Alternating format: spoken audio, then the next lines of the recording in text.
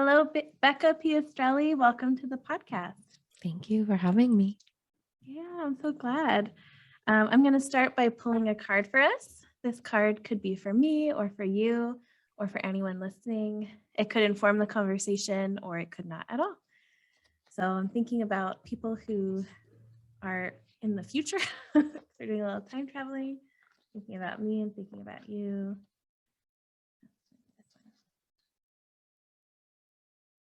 This is nice. Moonstone, which the affirmation is to receive. And that's the crown energy center. And the properties are clarity, intuition, and higher guidance. I love that. Does that resonate with you at all today? Oh, receptivity? Absolutely. Yeah, I'm really in a season of needing support, of calling upon and needing support. And as a caretaker, as a common caretaker of a small child and of communities, as one who sort of defaults to space holder, I've really been in a season. We're recording this in late winter in the Northern Hemisphere, of really seeing how before like the outwardness of spring comes, that it's important for us to pattern in our nervous systems, in our bones, the ability to receive with ease so that we can give with ease. I love that. I love that you said that too about being a common space holder.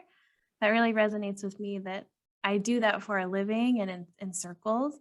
But then I also tend to do that just as my role as a person, as like, that's just how Sam shows up, and she doesn't always have to show up that way. It's okay to receive too.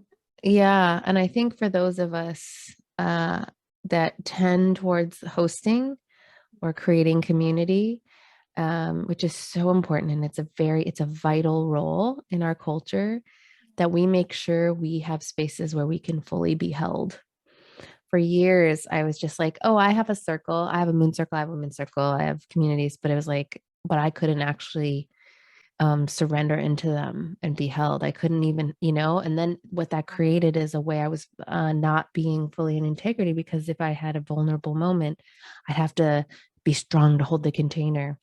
And so I've realized it's vital that we have containers where we are fully supported. I mean, it's just like the way of nature, that we are fed and nourished so that we can feed and nourish others. I love that.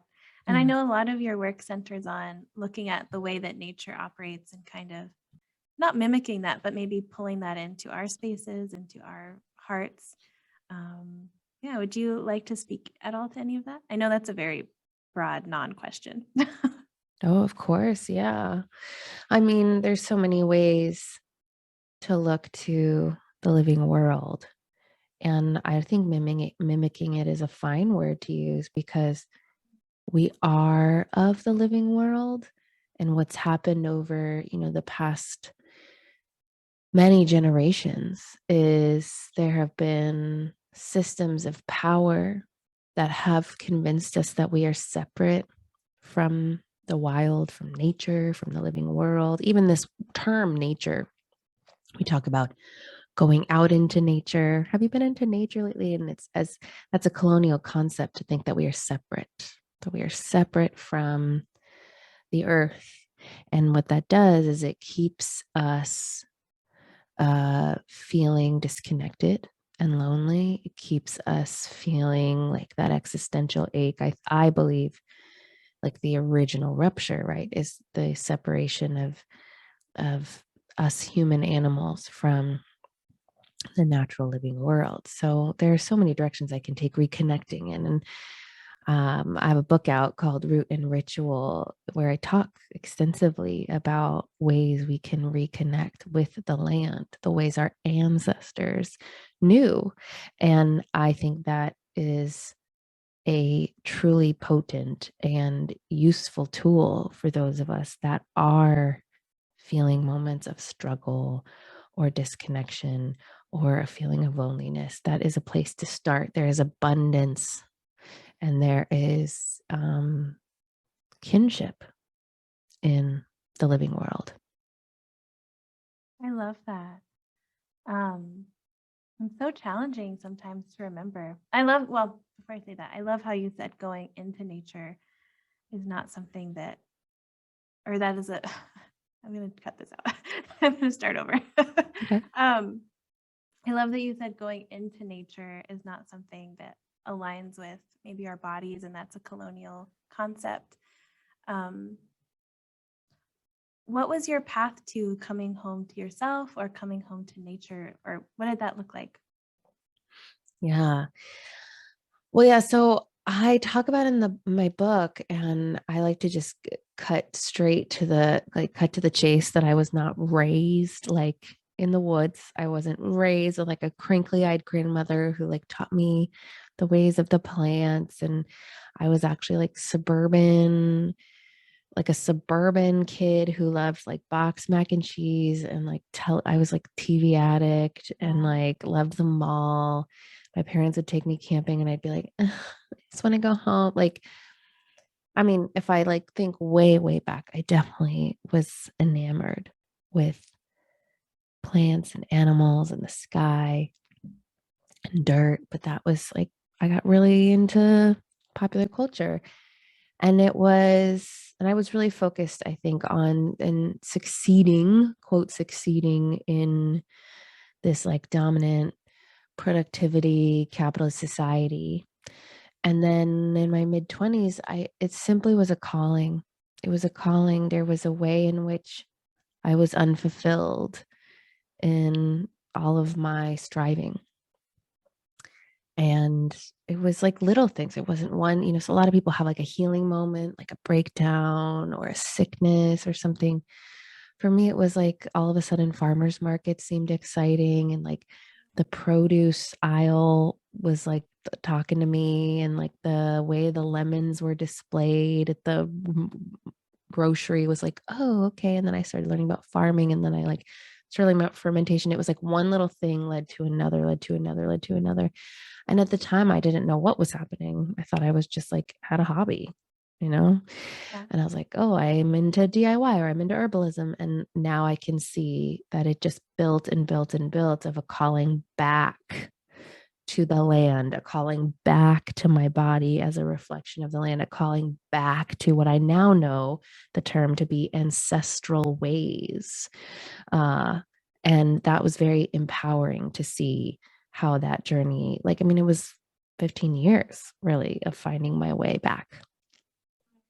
Well, that's beautiful. And I love that you said that it's a calling back, because I feel like when we hear calling, we think it's like an external calling or a calling for someone else or a calling to go forward.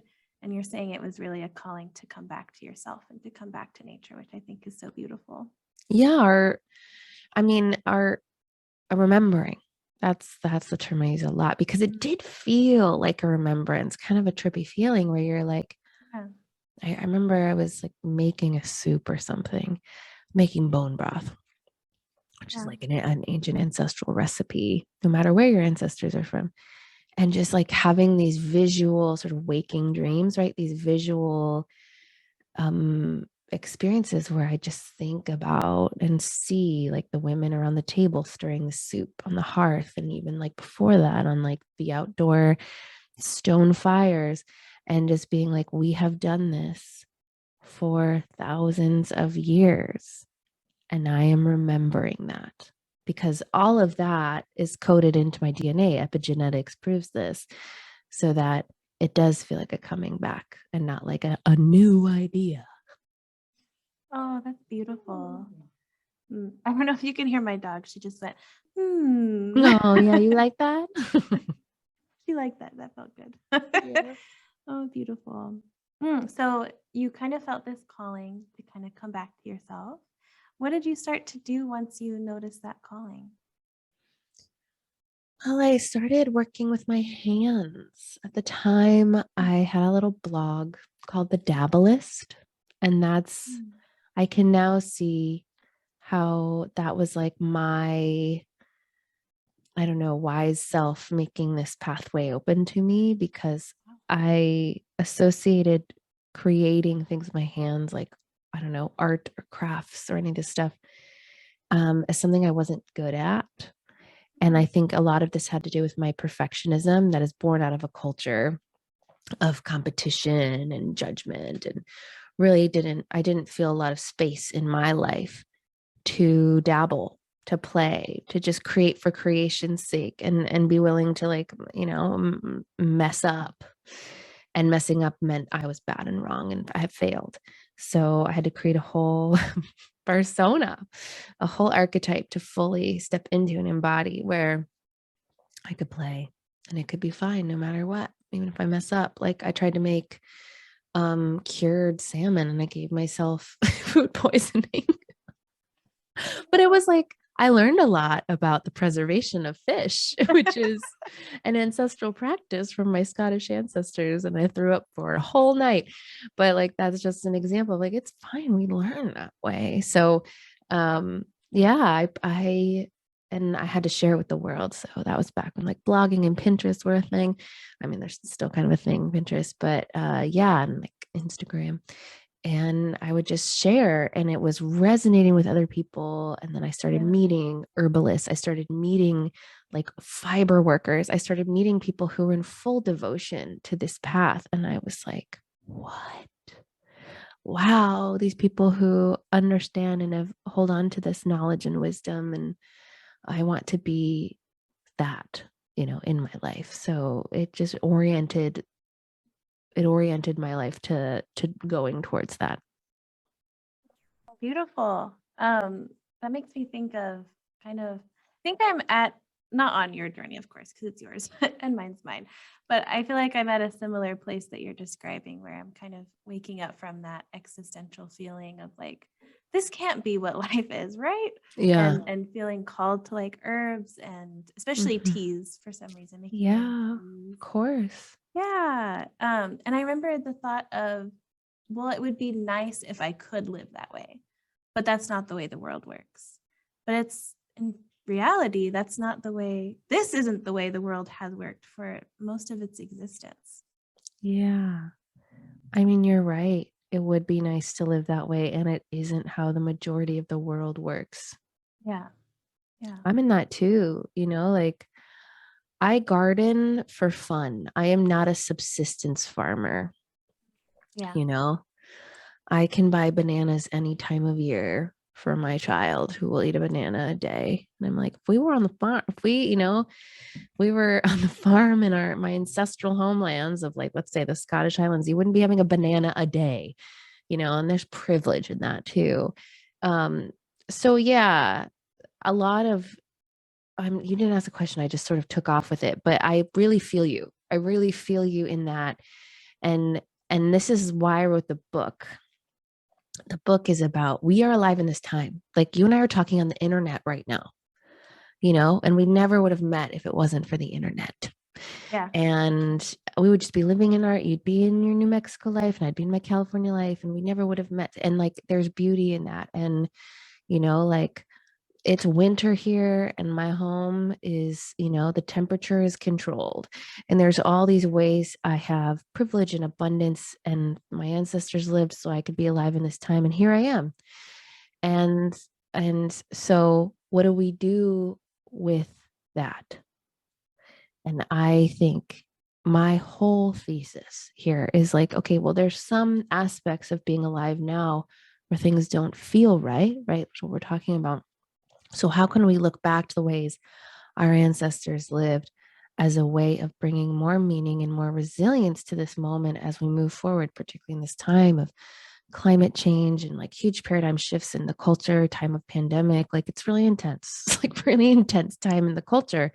Yeah. And so we don't necessarily have to like weave our own wool, but we can support the people on Etsy doing it, and we can learn how, and we can remember how to preserve vegetables for the cold winter, and we can remember that like the earth is alive beneath us. Even if we live in this concrete jungle, we can work on this slowly to remember, so that we can strengthen our ability to respond to these times. I love that. And you don't have to apologize.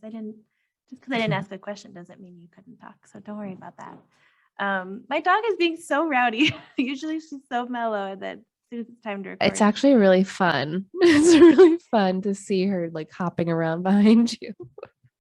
I'm watching her at the camera. Thank you.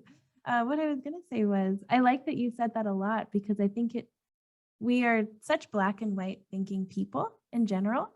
And I think we tend to think we have to be all in or all out or all this way or all that way, when in reality we can start slow and we can be in the middle. I think it's about being in the middle sometimes. And that's hard. Yeah, nuance is actually the true nature of Mm. life. And a lot of us just weren't trained and modeled to hold nuance. Like binary thinking is capitalist, competition based culture, like winners and losers, Mm. bad or wrong, black or white, good or bad. Yeah. And yeah, to be able to hold the nuance is a complexity that I think we have to build a skill in of understanding, and it takes time. So we have to not rush, which is like earth pace, right? Earth pace is so different from inbox pace. Mm. And so how that's like my meditation in life right now is how can I incorporate earth pace into my inbox life? I can't opt out of inbox life. I can't. I mean, I could, but I'm not going to. Yeah. So that's how it's going to operate for me to be in this society. And so, how can I disrupt that at an earth's pace is my big question for myself and us.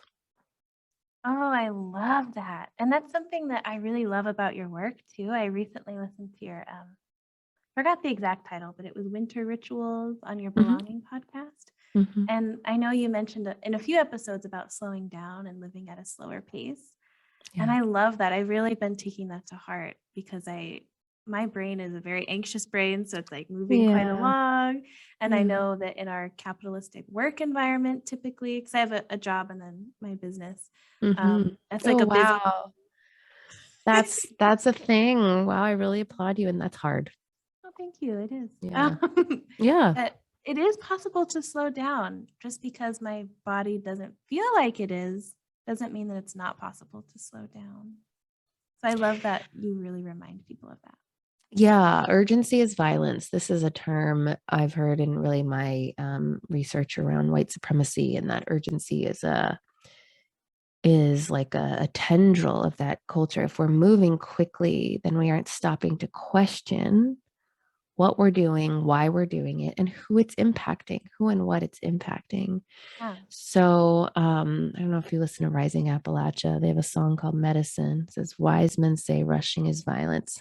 And it's just like, oh my gosh. Wow. So like Yeah. as a fellow anxious minded human, I try to remind myself of that, of like urgency is hurting me and it's hurting others. And, sometimes you aren't always in charge of the pace, but when you can, like when you can take an extra day or two to respond to an email or you model it for others.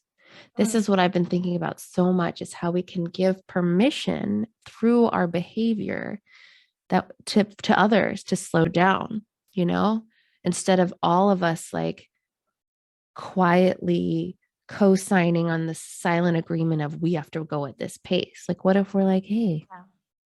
I actually can't do that. I will get back to you when I can. It's like, whoa, we can do that. We can do that. Yeah. Oh, that's beautiful. And I love that you said urgency is violence. I'm going to be thinking about that a lot.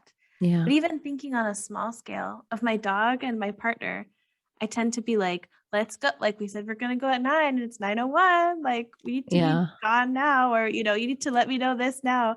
And thinking about how that urgency hurts me and hurts him. And like that, like ripple effect keeps going. And if I did, well, I try to, but if I do take on that receptive kind of role and slow down, it also impacts him and impacts the people he's around.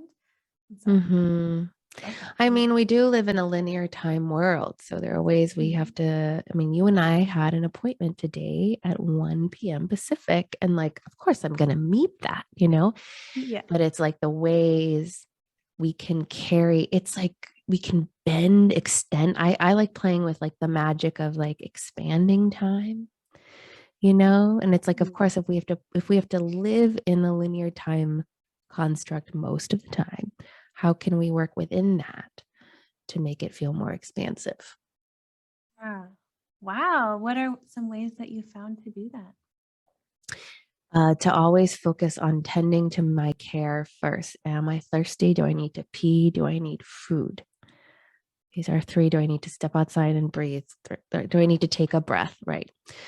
And those always, they don't take a long time. Maybe eating takes the longest of all of those things, but Yeah. that's one, resourcing first. And then instead of initially responding, to assess before. Is this needed response right now? Is my initial response wise?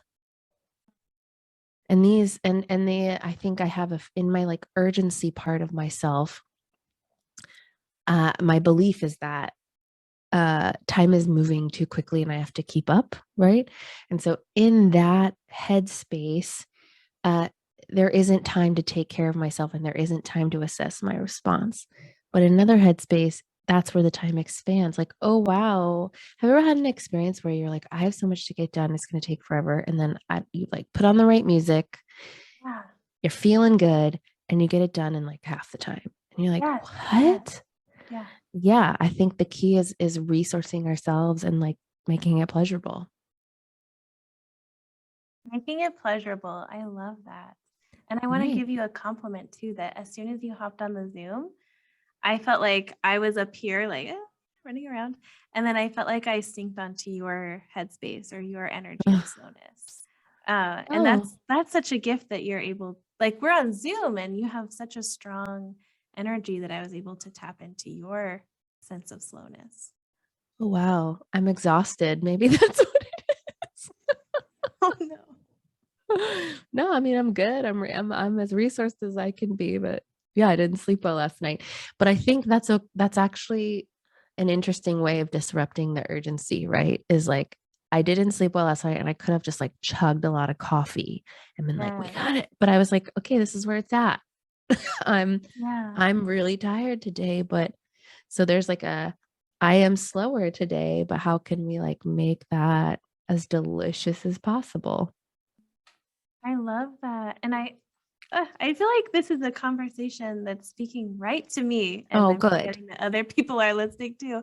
But this is Yeah. all stuff I've been thinking about in the last week or the last month. So it's so beautiful that you're saying all this for me Mm, and for everyone. mhm. Yeah, Mm. I mean, it's really up. It's really up for so many of us. Like so many people are burning out Yeah. in these times, for all the reasons. Pandemic, we're recording at the end of winter up here in the northern hemisphere. Like there's just like I feel like a collective trauma response to like so much that has happened that is hard to even just like digest from a nervous system perspective. And we are thinking about these more important questions. Yeah. Oh, that's so cool. I'll ask you some more questions about your book and so on, but I did want to say someone recently gave me the gift of saying, show up as you are, even on Zoom meetings. So that looks like maybe not sitting in a chair and like sitting in a comfy chair or sitting in bed. And I Mm, realized I can do that even when I'm at work. Like I don't have to be maybe all the way laying down at work, but we can show up physically how we are. We don't have to smile when we're not happy. We don't have to laugh when nothing's funny. And that's just as yeah, true. right. Being more embodied. Yeah, totally. Mm. Totally. I've been in that practice too of like Yeah. doing meetings in a way, like wearing comfier clothes, and like what's going to make me feel more in my body instead of like performing something that doesn't feel true. Yeah. I like that. I would think of performative more in a sexual way, but we perform constantly and maybe we could perform a little less at times. Yeah. I'm always thinking about that because I think I'm a natural performer. It might be my Leo sun, but I think it's also just like been modeled for me of like everything's okay. Act like everything's okay Mm. in my like family of origin. And yeah, like how can I be more authentic to my experience without being so performative? Yes. Oh, I love that. My word of the year is authenticity. Beautiful. There's a lot to it. Yeah. So I did want to talk a little bit about your book. I mean, I know we're already talking about it, but I know it's divided into 4 parts. And I was wondering if you could maybe touch on those 4 and maybe expand them for us a little bit. Yeah, so the book is called Root and Ritual: Timeless Ways to Connect to Land, Lineage, Community, and the Self. So those are the 4 sections of the book. And those 4 areas are really what I stumbled upon, what I have been working with in my own pursuit of feeling a deeper sense of connection, roots in the ground, meaning, belonging in my life. So the land section I talked about a little bit already, about feeling disconnected and maybe even repulsed by, quote, nature, and how to feel a deeper reverence for the earth, because the first step to being actively engaged in this climate crisis is to have a deep love for the good green animate earth. And then there's the lineage section where I talk about our ancestors. Ancestors can mean a lot of different things.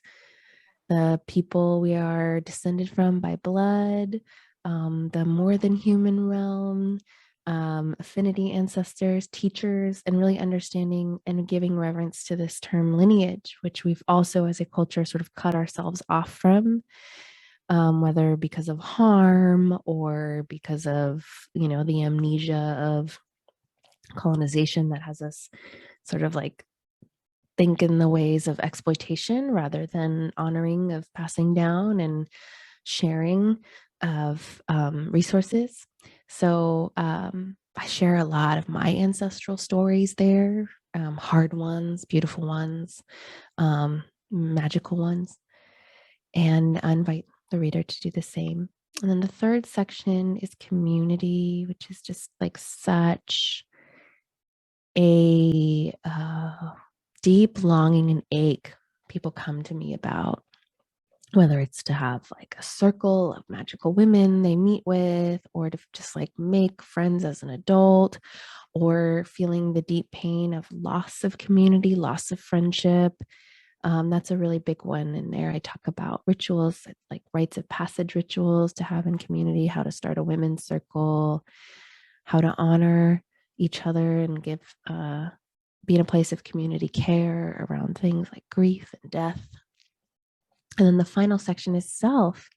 Because can't talk about belonging and connection to all these things without first remembering that a lot of us feel rejections of part of ourself, a sense of unworthiness. I talk about body. I share my body story a little bit, and how, particularly in this world of the beauty industrial complex, a lot of us just don't feel a sense of belonging in our own bodies. And I talk about my devotion to seasonal and cyclical living, and an invitation for the reader to do that. I sprinkle throughout the book recipes, journal prompts, and rituals. And in the final section, I invite you to make a talisman of protection and magic. And you finish with writing a letter to your future self.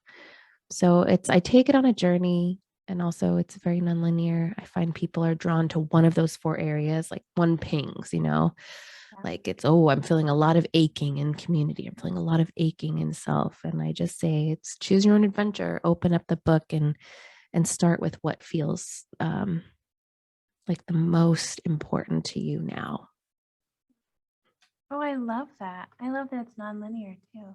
Mm-hmm. Oh, I'm so excited to read it. I've been a fan of your podcast, and I actually wanted to tell you this, that I did your 5-day or 5-video series about Yeah. community and the videos you did. And you did one practice where you rubbed, I think it was an oil that you made Mm-hmm. on, maybe it was your arms. Mm-hmm. Um, but I did that after I watched that. I rubbed some oil on my stomach and kind of talked to Mm. my stomach, and it really had a beautiful impact in how I felt in my body. Yeah, I give that in the book as well. I'm so glad you did that. Yeah, first I share how to infuse an oil with plants, and then I invite the reader into a ritual of body oiling, which is an ancestral practice of connecting with your body and also being able to like feel if like something's wrong, if something's happening in your body. So many of us don't touch our bodies enough to be connected with how our bodies are doing. And then, like you're saying, I talk to my arms and you talk to your stomach, the places that our body that could use our love, could use our affirmation, could use our gratitude. That's a practice I invite anyone to do tonight, because our body's listening to our thoughts. I know, so true. I know that for myself and for so many people I work with, we tend to really exist up here in our headspace and maybe our shoulders. And we're so disconnected oftentimes from the part of it that's under that. Yeah. And it can be hard to get back into our body. So I love those practices that are so tangible of how to get back into ourselves. Yeah, and they're often quite simple, and simple is okay. Yeah. Simple is best, really, because then it can land and integrate into our nervous system so that we can change our state, change our way of being in this world. I love that. And you're so right. Simple is best. I know that I feel like when I started on this path of healing, I was like, time to read 10 books, time Yeah, to like it's our see as many default. therapists as I can, but it's Right. actually slower is, but not as slow, not only is slower more practical, but slower is actually better too. It'll integrate deeper. Yes. I love that. Oh, you're so cool. I love that you said love for the earth too, of Yeah. that being a way to connect to the earth, especially in this crisis we're having. Yeah. I feel like a lot of us are like, ugh, the earth is failing us. Ugh, I guess we got to take care of the earth. It's Yeah. not really like I love the earth and I want to take care of it. It's more like, I Mm-hmm. guess since it's letting me down, I will. So I like that Mm. you came at it from that perspective too. Yeah, well, that is an ancestral perspective Mm. of like we are of the earth, like our bodies and the earth are one. We come from the earth, we go back to the earth. The earth feeds us, literally nourishes us. We are not separate from it. And this, colonial mindset of it is just a source of extraction, and that we are not in reciprocity, giving back to the earth. I talk about practices of reciprocity in the land section of the book. Like, how many times are we just looking at a flower and saying, I want to pick that for me? Are we asking the flower? Are we thanking the flower? I mean, I'm serious. These are ancestral practices, indigenous practices, and we are all indigenous to the earth, all of us. And I mean, again, I grew up like suburban mac and cheese, Nickelodeon kid who just like didn't have a clue about reciprocity. I've just been humbled into this remembrance, right, of these ways that our ancestors once knew, because the earth is what sustains us. And to be in a love of the earth is to be in a grief over what is being lost, these mass extinctions, warming of our waters. I live in a drought parched area that fires have just ripped through. I'm sure fires are near you too. Water is precious near you. To feel that, right? It's so scary. So many of us just like are paralyzed or just like, I can't look at it. It's like, Yeah. let's cry. Let's wail for this, because we have to stay engaged. This is our only home. This is our only home. And that's intense. That's intense. But it is also what we need to return to. Wow, that's beautiful. And you're so right about feeling aversive to looking at that because it's painful. I feel it every day. Yeah. I'm like, close my eyes, watch Netflix, but it's like, yeah, we gotta Yeah. be in it. Yeah. And I think we're at a point too where we can't not look at it. Or Mm-mm. we could not, but we feel it and it's around us and there are the obvious signs of it all around us. It's not easy to ignore anymore. Yeah. Yeah. Yeah. Oh, beautiful. I would love to talk a little bit about loneliness as well. I know that that's a lot of the work that I heard you talk about in your podcast, and I know you touch on it in the book as well, or maybe more than touch on it. Sounds like there's a lot of space Yeah. dedicated to it. Yeah. I had a teacher maybe 5 years ago talk about how we are living in the Aeromacene. And this is Eremocene. It's supposed to like, and we're also in the Anthropocene, right? Where the impact of history is really mostly focused, or on the earth is focused by human behavior. And the Aeromacene also means we live in the age of loneliness. And that just like resonated with me Yeah. because we are more technologically connected than ever before. And yet mental health is being measured in like drastically increasing numbers around a sense of loneliness. And I mean, this was all before the pandemic hit, and it was like, whoa, lots of suffering in isolation. And I've just been in my own inquiry and research around the history of one, separating humans from the land, and two, separating humans from each other. And this like uh the devastation that like nuclear single family living has done to us as a culture. Well, that's like most in the industrialized world. That's not the whole world. And it's sort of the rubric for success is like, can you make it alone? Hyper individualistic, rugged individualistic society. I'm interested in it as one who still has that belief in her of like, well, I can do it on my own. I don't need any help. Yeah. So, and also someone who's always like been extroverted, make friends, blah, blah, blah, but has always felt like the loneliness never left. The loneliness is like sitting right next to me right now. It's just like in my life. So, that's really like, that is what the book is based on, is we are lonely as a culture and as humans, and how do we return to a sense of connection and belonging and meaning.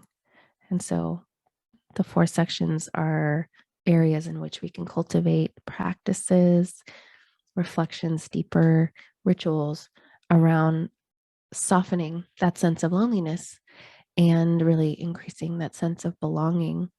And I often get questions then about like, especially from introverts who are like, I love being alone. Yeah. Yeah, like I love being alone. I mean, I'm married to one. He loves being alone. And or folks who have just like been burned by relationships, who are just like, I want to rely on myself. Like that's just where it's at. Like that's what I want. That's what feels good. And I honor that feeling. And I have to say, loneliness is different from solitude. I too love my alone time, you know? But loneliness is a pain state. Solitude is a resourcing state. Loneliness hurts. Loneliness is uncomfortable and impacts us negatively. And, when I talk about a sense of feeling connected, I don't just mean with people. I don't mean like we all have to hang out together. I mean, like, can you sit on the base of a tree and feel like the kinship of the roots beneath you and the rocks and stones around you? Like, can you sit with your own self and feel the way in which you are with yourself? Can you call upon your ancestors and feel like the bright and well ones holding you and supporting you and rooting for you?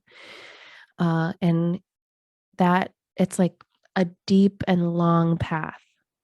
So coming back to simple and slow, these are big concepts that have us contending with hard things.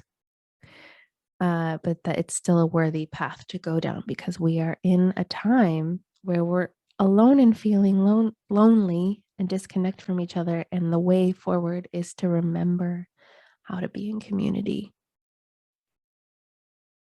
Wow, that's beautiful. Hmm.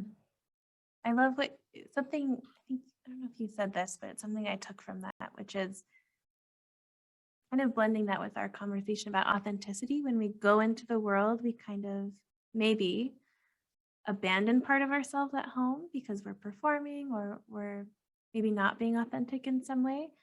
And then maybe that's why being alone can feel so good is because we're finally connected with ourselves. So it's like we're Mm, feeling lonely because we're missing that part of ourselves. Or even when we are mm. alone, we're not connecting with that part of ourselves. We're alone, but maybe we're feeling empty. Um, There's so many areas, yeah, to look at and to touch upon, which is why I say just like start with the one that feels like it's the deepest ache. Is it being alone with yourself and just like being with your thoughts, being with your feelings, being with what's like aching for you, or is it like, I just need deep and meaningful friends? Or is it, I want to go on a walk outside and feel like I am amongst kin? Like, what is it? And start there. I like that a lot. I would love to talk about community as well. I know that, like you said, you're a space holder for a lot of people. But how did you go about finding people in your community or finding that connection to community? Hmm. Yeah, it really starts with an intention, like Mm, deep prayer, like yeah. saying out loud to whoever you say those things to, the universe, angels, guides, ancestors, the trees, like what it is you really want and are calling to be specific. That was what it was first. It was like, I want, like, where are the witches at? Like, where are those deep soul sisters who I want to grow with? And they appeared. And yeah, I went out in the world and like went to the places that I love, like the farmers market and like hiking and like to my favorite cooperative grocery store and the tea house, like the places I love, and looked at who was there, and making myself open, complimenting a stranger, um, even if it's awkward, right? Like hanging after yoga class and saying hi, like these, it just happened. I can't give a roadmap to creating community. I don't think that's right because we're all so different. Yeah. We all do it in different ways, but so what I can say for certain for everyone is like deep intention and being open to what comes through, and like the webs we weave, one connection leads to the next.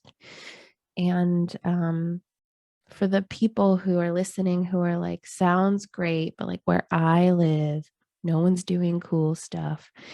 You're probably the one who's going to have to do the cool stuff. Like, we must create the community we crave. So many of us are sitting in our homes wishing we lived in a cooler place where people do cool things. We could be invited. Get the invite, do it. You can do it because the cool people are everywhere. We all have this yearning to be deeply connected. Even if you're meeting someone, you're like, they don't want to go deep. Yes, they do. Yes, they do. And Yeah. maybe it's a little clunky and no one knows that, but you can do it together. So like put the flyer up at your coffee shop or make the Facebook, event invite or meetup invite, and be willing for it to be a little, nervously giggly. But we have to create the community we crave now. I love that. And virtual spaces are really real too. If Mm-hmm. someone's really so isolated, there's this community of people all over the world that we can connect with too. Yeah, But I and there's really some, do love the aspect of connecting with those around you if you can. yeah. Oh, yeah. There's so many beautiful communities that have popped up, particularly in the last couple years. Yeah, just be willing to explore, see what resonates, and be open. Be open to it. Yeah, be open. Yeah, I like that.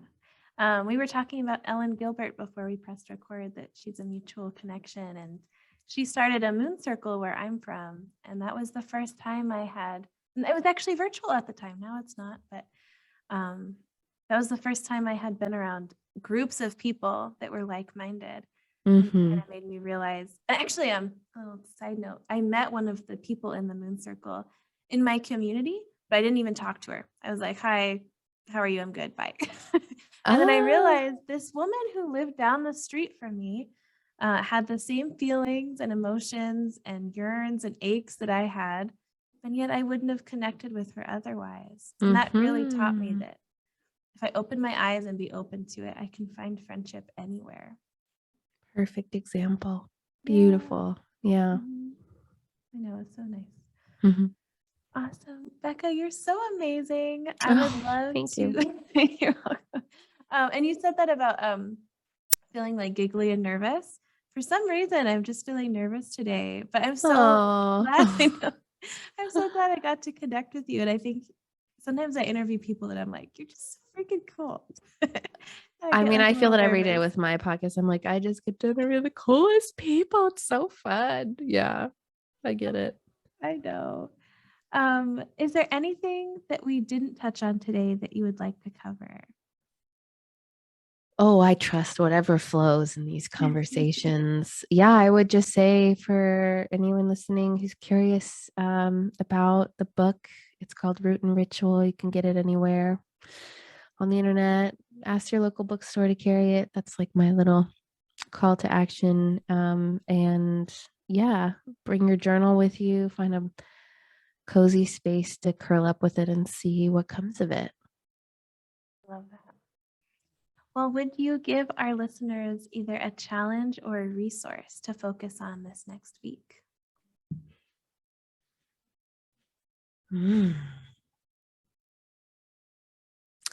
Yeah, sit with your back against a tree, even if it's in the middle of a city.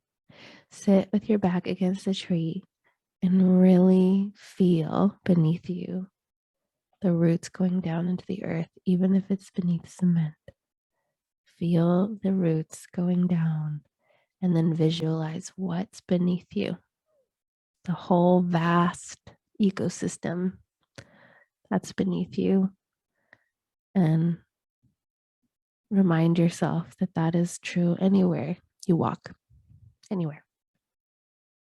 I love that. And you actually have a meditation on your Instagram that's really perfect for imagining those roots going down. I do, yeah. And it's in the book. Yeah. Oh, beautiful. Beautiful. Thank you. Yeah. I'm excited to hear from people who are sitting against trees this week. Me too. Let me know. Me too. And so your book, Root and Ritual, timeless. Oh, what was the subtitle? Sorry. Root and Ritual, Timeless Ways to Connect to Land, Lineage, Community, and the Self. Perfect. And can you tell us where to find your podcast, what your website is? Do you work with people? Tell us all the good stuff. I am on a post book launch, post baby sabbatical wintering time. So the only way to really connect with me is by getting the book and listening to my podcast. My podcast is called Belonging. You can search it anywhere. That's the one, that's not the mega church one. It's the other one with Becca Piastrelli. Just so people get confused. And yeah, I'm on Instagram sometimes, Becca Piastrelli. If you just like type a version of that in, the algorithm finds me. Yeah, and when I'm ready to come out and when my spring comes to the sun warms my bones, I'll be back out in the world. But right now I'm in a period of pretty deep rest. I love that. And thank you for giving us the permission to be in a deep rest too. Yes, you are most invited to do that. Thank you. Awesome. Thank you so much, Becca. Yeah.